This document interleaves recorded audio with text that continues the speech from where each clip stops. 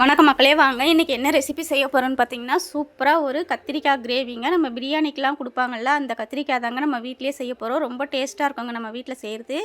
ஏன்னா நம்ம புளிப்பு, காரம், எள்ளு, வேர்க்கடலைலாம் தேவையான அளவு சேர்த்துப்போங்க. அதனால் சூப்பராக இருக்குங்க. பாருங்கள், அடுப்பத்தை வச்சுட்டாங்க. அடுப்பில் தாங்க செய்கிறாங்க. ஒரு கடாயை வச்சுட்டு அதில் 50 கிராம் அளவுக்கு வேர்க்கடலை போட்டிருக்காங்க. வேர்க்கடலையை போட்டு கொஞ்சம் கலர் மாறுற வரைக்கும் வரணுங்களாங்க. அதுக்கப்புறமா கருப்பு எள் 50 கிராம் போட்டிருக்காங்க. எள் வந்து வெள்ளை எள்ளு கூட சேர்க்கலாங்க, கருப்பு எள்ளும் சேர்க்கலாம். ரெண்டுமே உடம்புக்கு நல்லது தாங்க. உங்கள்கிட்ட எந்த எள் இருக்கோ அந்த எள் சேர்த்துக்குங்க. பாருங்கள், நல்லா பொரிஞ்சு வருதுங்க. எள் சத்தம் கேட்குது. நல்லா கொஞ்சம் கலர் மாறி வரணும்னு இருக்காங்க. அது வரைக்கும் வெயிட் பண்ணலாங்க. பாருங்கள், மாஸ்டருக்கு வேர்வெல்லாம் வந்துடுச்சு அடுப்பு அனலில் செய்கிறதுனால. பாருங்கள், இப்போ வந்து நம்ம எள்ளு வேர்க்கடலை நல்லா வருந்து வந்துச்சுங்க. அதை ஒரு தட்டில் போட்டு ஆற வச்சுக்கலாம். அதே கடாய் வச்சு நல்லெண்ணெய் வந்து 100 கிராம் அளவு சேர்த்துக்குங்க. வெந்தயம், சீரகம், மிளகு இதெல்லாம் சேர்த்துக்குங்க. பிரியாணிக்கு இதெல்லாங்க போட்டு தாளிக்கணும். சோம்பு கூட போட்டு தாளிச்சிக்கலாங்க. இப்போ வந்து எல்லாம் பொரிஞ்சு வந்துடுச்சு. கட் பண்ணி வச்சுருக்க 2 வெங்காயத்தை சேர்த்துக்கிறாங்க. வெங்காயம் வந்து கொஞ்சம் கலர் மாதிரி வரணுங்க. நம்ம கத்திரிக்காய் எந்த அளவுக்கு எடுக்கிறோமோ அந்த அளவுக்கு வந்து நீங்கள் வெங்காயம், தக்காளி சேர்த்துக்குங்க. கூடவே 2 பச்சை மிளகாவை கட் பண்ணி போட்டுருக்காங்க. பாருங்கள், நல்லா எண்ணெய்லாம் பிரிஞ்சு வந்திருக்கு பாருங்கள். வெங்காயம் வதக்கிறதுக்காக கொஞ்சமாக உப்பு சேர்த்து நல்லா கிளறி விடுறாங்க.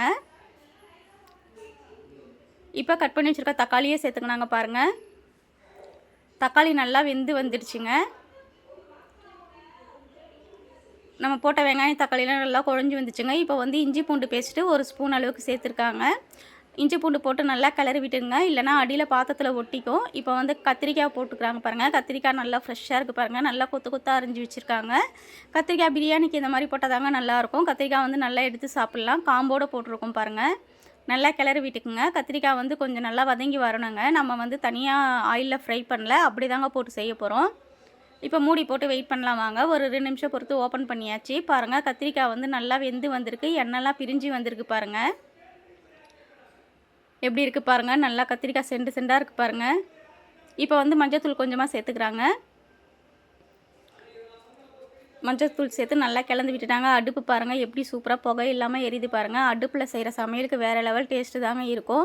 இப்போ வந்து வெறும் மிளகாத்தூள் கொஞ்சமும், தனியாத்தூள் கொஞ்சமாக சேர்த்துருக்காங்க. உங்களுக்கு காரம் எந்த அளவுக்கு தேவையோ அந்தளவு சேர்த்துக்குங்க. புளி வந்து ஒரு எலுமிச்சப்பழ அளவு சைஸு எடுத்து ஊற வச்சுட்டோங்க. இது வந்து வீட்டு புளி பழசாகிடுச்சு, அதனால் கருப்பு புளி ரொம்பவே டேஸ்ட்டாக இருக்குங்க. நாங்கள் எல்லாத்துக்குமே இதாங்க சேர்த்துக்கிறோம்.